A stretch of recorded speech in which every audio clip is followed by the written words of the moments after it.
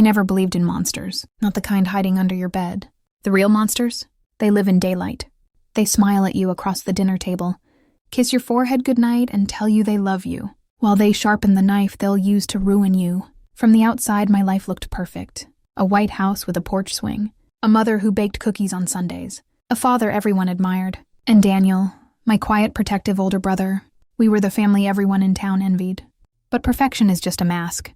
And masks, they always crack. I was 16 when I first felt it, that shift in the air. My mother's hands trembling at dinner, my father glued to his phone, Daniel avoiding my eyes, his shoulders tense. Something was wrong, though no one would say it. Then came the whispers. Late nights, muffled arguments through the walls. She can't know, my mother hissed. She'll find out eventually, my father muttered. I told myself it wasn't about me, but I knew. Somehow I knew. Then one rainy afternoon, I found it, a plain envelope on the kitchen counter, my name in my father's neat handwriting. I opened it, expecting college forms or notes. Instead, photographs spilled out, not the kind you frame. Blurry shots of me, sleeping, brushing my hair, sitting by the window. Years of them, dates scribbled in the corners. At first, I thought maybe Daniel had done it as a joke, but the angles were too deliberate. Too wrong. My stomach turned to stone. Someone had been watching me, my entire life. That night, I locked myself in my room. The photographs spread on the floor like evidence of a crime I didn't understand. My mind raced with lies. Maybe it was security. Maybe it was harmless, but deep down, I knew exactly who had taken them. The next morning, I smiled through breakfast. I laughed when my father joked, kissed my mother's cheek, and played the part of the perfect daughter. But inside, something had cracked. And once a crack starts, it only grows. I didn't know it then, but my life, my perfect, quiet little life, was about to explode. The night after I found the photos, I didn't sleep. I sat by my window, staring at the streetlight flickering outside, trying to stitch my thoughts together. Every sound in the house made me flinch. The hum of the fridge, the creak of the hallway floorboards, the soft thud of someone closing a door. By morning, I'd convinced myself it was a mistake, that there was an explanation I just didn't see. That's what I do. I rationalize because it's easier than facing the truth. But the truth doesn't care if you're ready. At breakfast, my father's eyes met mine, just for a second. Calm, cold, like he knew what I'd seen, like he was waiting to see what I'd do with it. I smiled, I ate my toast, pretended everything was normal, but inside, my chest burned, and my hands wouldn't stop shaking under the table. That day at school, I felt eyes on me everywhere. Every whisper in the hallway sounded like my name. By the time the final bell rang, my stomach was twisted in knots, and my thoughts were louder than the world around me. When I got home, the envelope was gone. The kitchen counter was spotless. The space where it had been, empty, like it never existed. I checked my room. The floor, the drawer where I'd hidden the photos, empty. Every picture, every piece of proof, gone. I wanted to scream, cry, run. But instead, I sat on my bed, frozen, my mind replaying every moment, every whisper. And then I heard it. A soft knock on my door. "Emily?" My father's voice, smooth as ever. Too smooth. "Dinner's ready." I didn't answer. I couldn't. I stayed silent until his footsteps faded down the hall. Then, I locked the door and curled up under my blanket like a child, clutching the one photo I'd slipped into my pocket before leaving for school. The only proof I had left. That night, I made myself a promise. If they wanted to play this game, to bury their secrets and pretend everything was fine, I'd play too. But I'd learn the rules. I'd learn their moves. And then, when they least expected it, I'd burn their perfect little world to the ground. Days blurred together after that night. I went to school. I smiled. I laughed when I was supposed to. But every second felt like a lie. A performance I didn't sign up for. At lunch, my friends chattered about homework, boys, and weekend plans. I nodded, pretending to care. But inside, my thoughts circled like vultures. Every time my phone buzzed, every time someone looked at me too long, I wondered if they knew. If they could see the cracks spreading across my carefully constructed facade. At home, it was worse. The silence between my parents was heavy now, sharp, like glass under bare feet. My father's eyes followed me, calm but calculating, like I was a puzzle he'd already solved. My mother busied herself with chores, humming soft, broken tunes while avoiding my gaze. And then there was Daniel. He was the only one I couldn't hide from. He watched me like he knew, like he'd always known. One afternoon in the hallway, his shoulder brushed mine. Just a second of contact, but enough to send my heart into my throat. "You're not safe here," he whispered, his voice barely audible, a thread of sound that dissolved almost as soon as it reached my ears. I froze, but before I could respond, he was gone, footsteps retreating, leaving nothing but the echo of his words. Not safe. After that, I started noticing more things, little things that didn't fit.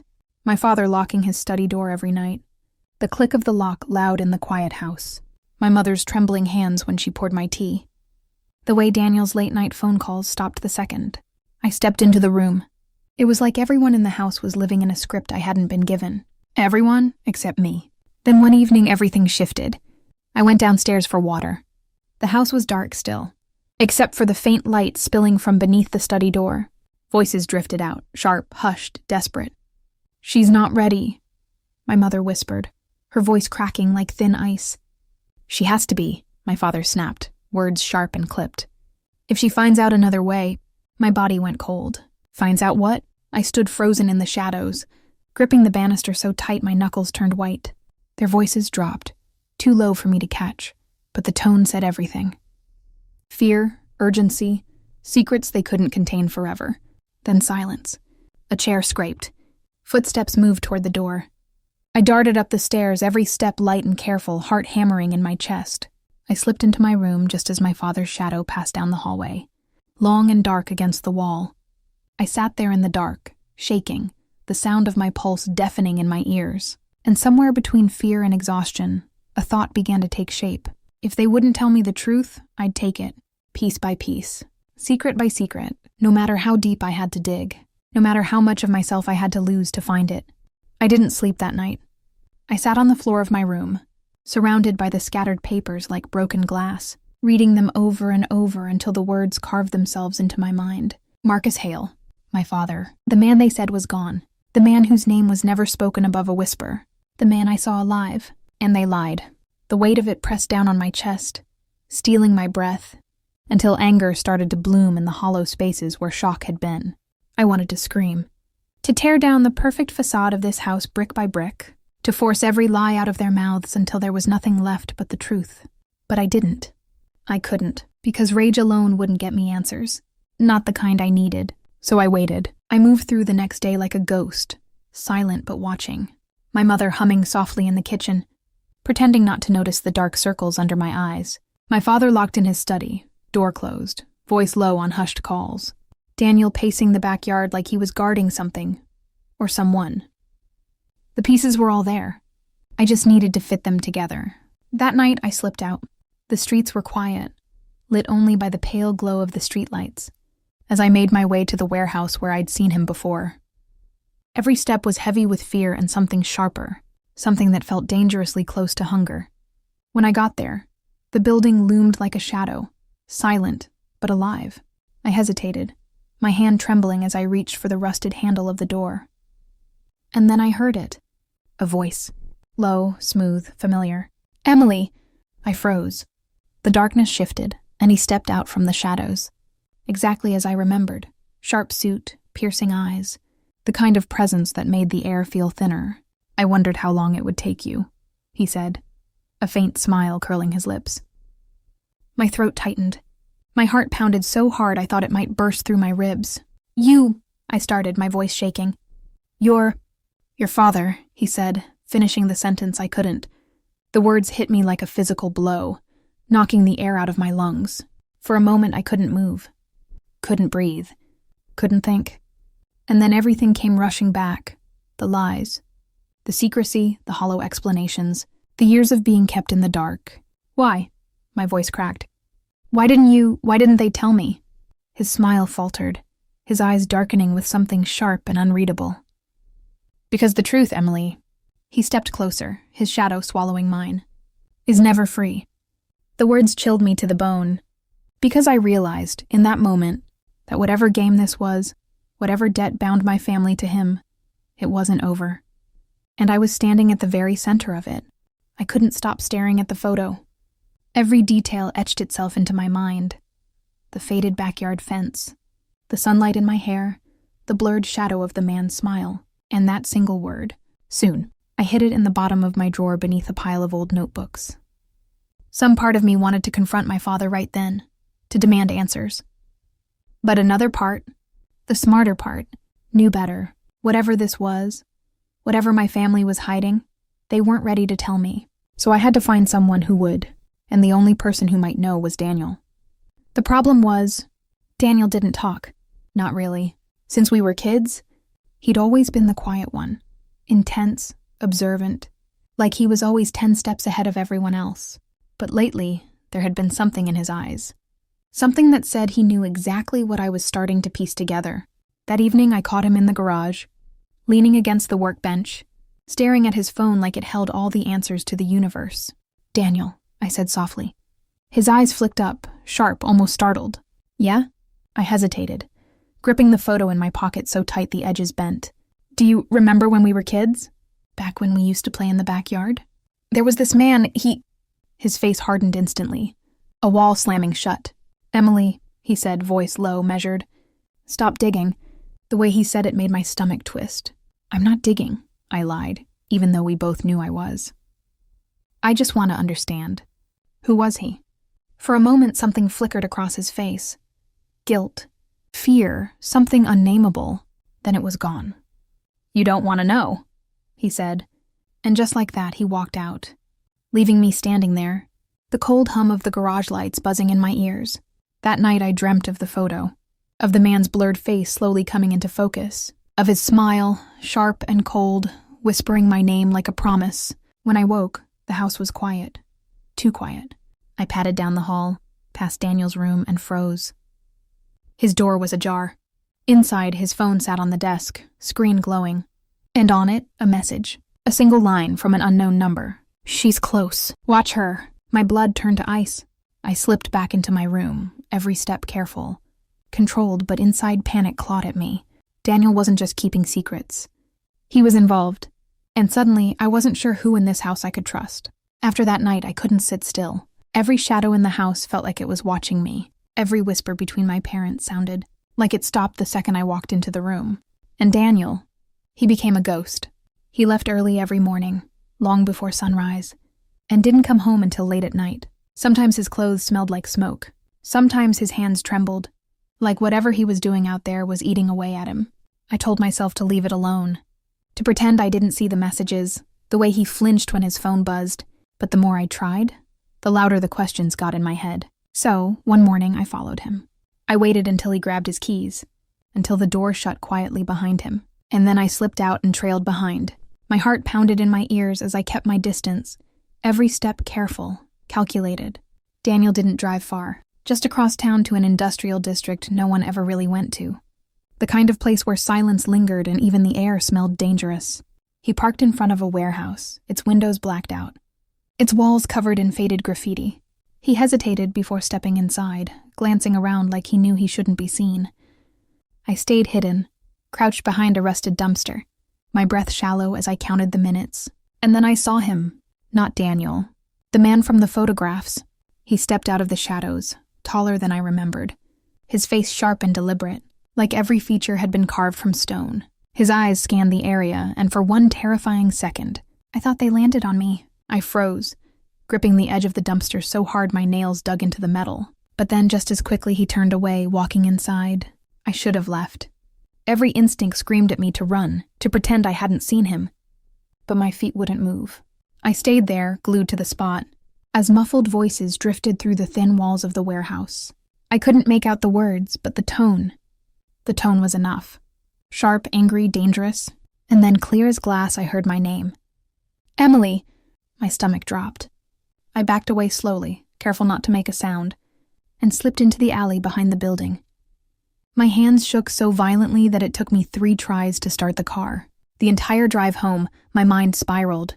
Why would they be saying my name? Why would Daniel be meeting with that man? When I got home, the house was quiet, still, too still. I ran upstairs, straight to my room, and locked the door. For hours I sat there, staring at the photograph in my drawer, the one with that same man's blurred face and that single word, soon. It didn't feel like a warning anymore, It felt like a countdown, and I could feel it. Whatever secret my family was hiding, whatever truth they were so desperate to bury, it was coming for me. Silence. That's what my house became. Not the peaceful kind.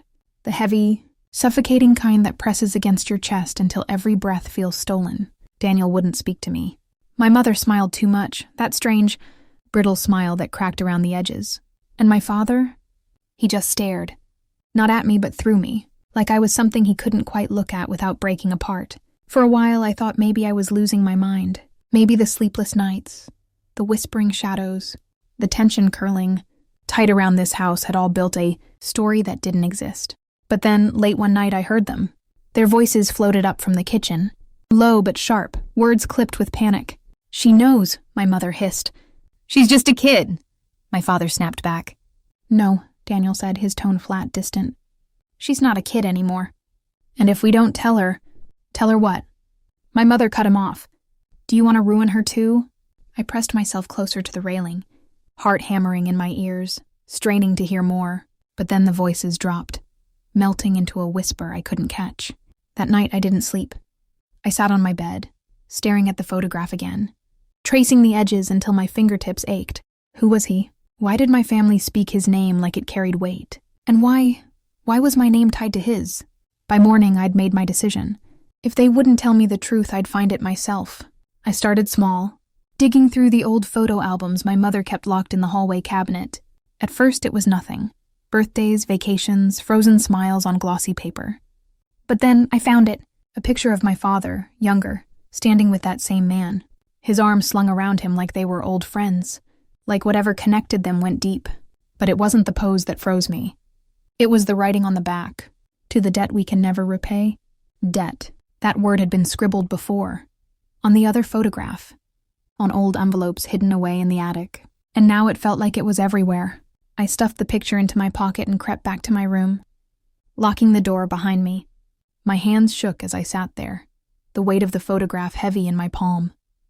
Something inside me shifted that day. The fear didn't vanish, but it changed shape. It hardened, turned sharp like a blade being forged in fire. I wasn't a child anymore, waiting for answers that would never come. If they wanted to keep their secrets locked away, fine. But I would find them, piece by piece, lie by lie. And when I did, this house, this family, this perfect little lie they'd built, I would burn it all down. The house felt smaller after that night. The walls squeezed me in like suffocating walls, preventing any meaningful conversation. I stopped talking at dinner, stopped pretending everything was normal, stopped caring about their gossipy whispers. I knew the secret wasn't just a crack in our family. It was the foundation. Ready to break it open, I start with the attic. I detested that place full of stale air and dusty memories, but I climbed the ladder anyway, each step painfully alive, knowing my father didn't dare open it. Boxes filled with labeled papers with meaningless dates. I dug through them, one after another, my hands stained with dirt. I found a lockbox filled with documents, a key hidden in a drawer.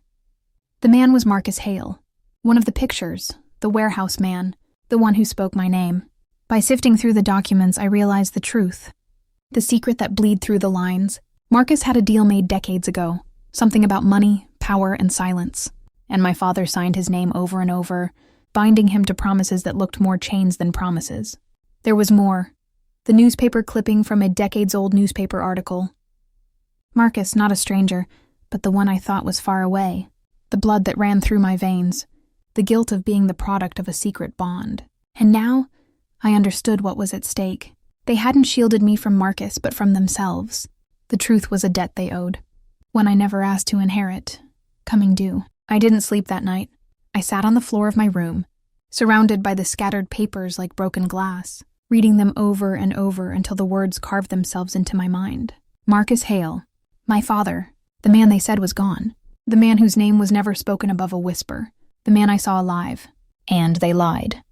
The weight of it pressed down on my chest, stealing my breath, until anger started to bloom in the hollow spaces where shock had been.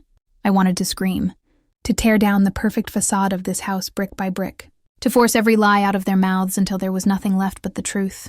But I didn't. I couldn't, because rage alone wouldn't get me answers, not the kind I needed. So I waited. I moved through the next day like a ghost, silent, but watching. My mother humming softly in the kitchen, pretending not to notice the dark circles under my eyes. My father locked in his study. Door closed, voice low on hushed calls. Daniel pacing the backyard like he was guarding something. Or someone. The pieces were all there. I just needed to fit them together. That night I slipped out. The streets were quiet, lit only by the pale glow of the streetlights. As I made my way to the warehouse where I'd seen him before, every step was heavy with fear and something sharper. Something that felt dangerously close to hunger. When I got there, the building loomed like a shadow, silent but alive. I hesitated, my hand trembling as I reached for the rusted handle of the door. And then I heard it. A voice. Low, smooth, familiar. Emily. I froze.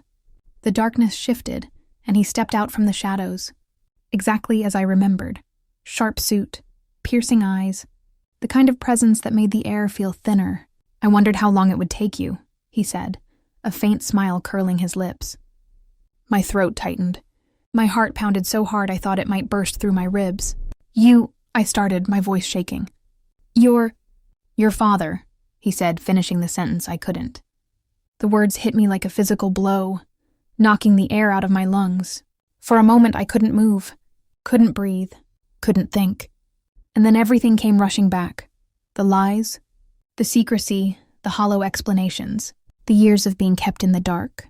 Why? My voice cracked. Why didn't they tell me? His smile faltered, his eyes darkening with something sharp and unreadable. Because the truth, Emily. He stepped closer, his shadow swallowing mine. He is never free. The words chilled me to the bone. Because I realized, in that moment, that whatever game this was, whatever debt bound my family to him, it wasn't over. And I was standing at the very center of it. His eyes held me there, sharp and unrelenting, as if he could see every thought I tried to hide. Come, Marcus said, his voice steady but soft like velvet draped over steel. It's time you understand. I wanted to run.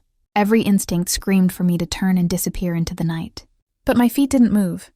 I followed him inside. The warehouse smelled of old, metal and secrets, the kind that cling to walls and never leave. A single light buzzed overhead, flickering, casting his shadow long and menacing across the floor. He didn't look at me as he spoke, his hands resting on the edge of a wooden table scarred with age. They told you I was dead, that I was gone. But the truth, he paused, tilting his head slightly, is that they needed me to be gone, for their story to survive. I swallowed hard. My voice was barely a whisper. Why? What story? His gaze shifted to me, sharp enough to cut through the cold air. Your father, Marcus said slowly, was my partner, my closest friend. We built everything together. The company, the money, the life they live now. It was ours. Until it wasn't. I shook my head, confusion clawing at my mind. None of this makes sense. If you're alive, if you're here, then what? They betrayed me, Emily, he said, the words sharp, bitter. I trusted them and they sold me out, left me for dead to cover their tracks. And when I survived, they made you the perfect alibi, the innocent child kept away from the rot. I felt my chest tighten, my heartbeat drumming in my ears. No, they wouldn't. Wouldn't they? He stepped closer, his shadow swallowing the dim light. Think, Emily. All those years you felt like something was missing.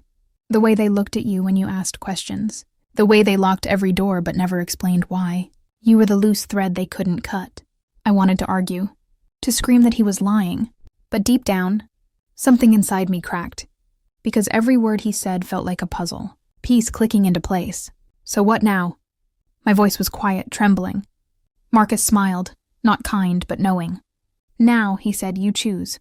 You can stay their perfect little secret, pretending the world is clean and simple. Or you can stand with me and burn it all down, piece by piece, until they have nothing left to hide behind. The room felt smaller, suffocating, his words pressing against my skin like heat. You think I'm ready for that? I whispered. His eyes softened just for a moment, almost human. You're my daughter, he said. You've always been ready. They just never wanted you to know. Something twisted in my chest, anger, fear, and something darker, something I couldn't name. I didn't know if I could trust him, but I knew I couldn't go back to pretending. Not anymore. I didn't go home that night. I couldn't. Marcus gave me an address, a key, and a warning. Decide, he said, his voice low, almost a whisper. Because once you step forward, There's no going back.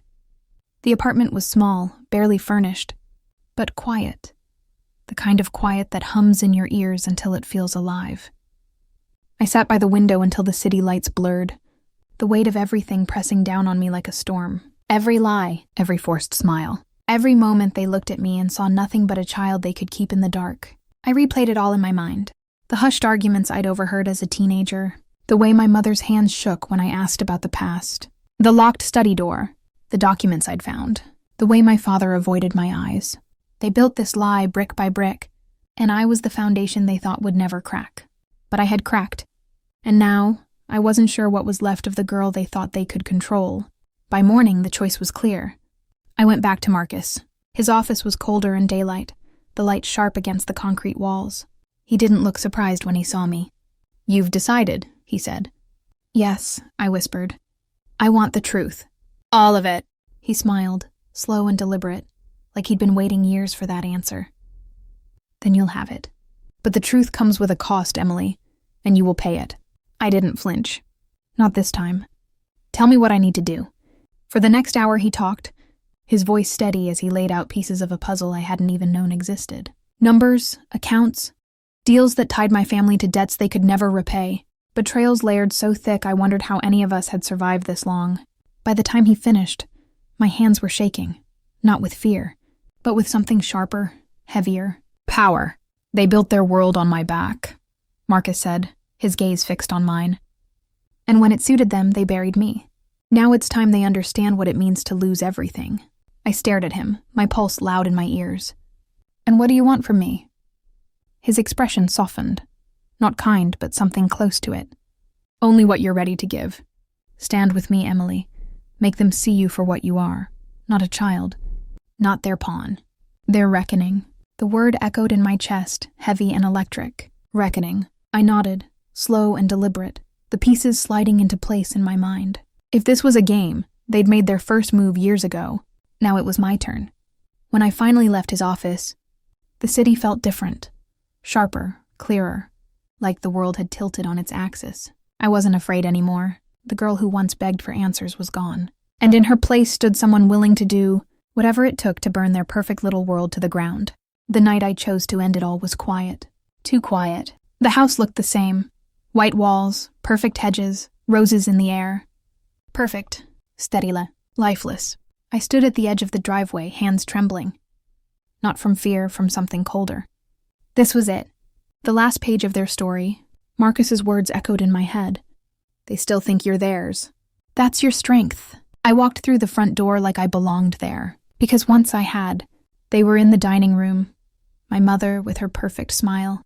My father with his hollow stare. My brother sitting stiff, silent. "Emily," my mother said, sugar dripping from her voice. "You've been away." "We were worried." I almost laughed. Worried. They'd never been worried, only careful. Careful that I never learned the truth. "I know," I said, stepping closer. "I know everything." The silence was sharp. My father's eyes darkened. My mother's smile froze. My brother stared at his hands. "What are you talking about?" my father demanded. I dropped the folder on the table. Documents, photos, proof, every lie laid bare. "You killed him," I whispered. Calm, too calm. "You buried the truth, and you buried me with it." My mother's hands shook. My father's jaw tightened. My brother couldn't look at me. "I wanted to believe you," I said, my voice almost breaking. "But you taught me to lie. You taught me to smile while you twisted the knife. Now it's my turn." Headlights flashed outside. Marcus waiting, silent, patient. "This is over," I said. "Your money, your company, your empire, it's gone. You don't control me anymore." My father rose, rage burning in his eyes. But I didn't flinch. "You wanted me to be your secret," I said. "Now I'm the one holding yours." I turned and walked out, their silence following me like a ghost. At the car, Marcus searched my face for fear, for doubt. There was none. "Did you do it?" he asked. I nodded. "It's done." As we drove away, the house grew smaller until it was nothing but a shadow. For the first time in years, I felt the weight lift. Not gone, never gone, but lighter. They had built their empire on lies, and I had burned it to the ground. If you felt Emily's journey, subscribe to Karma Unfolded, where every secret finds its reckoning.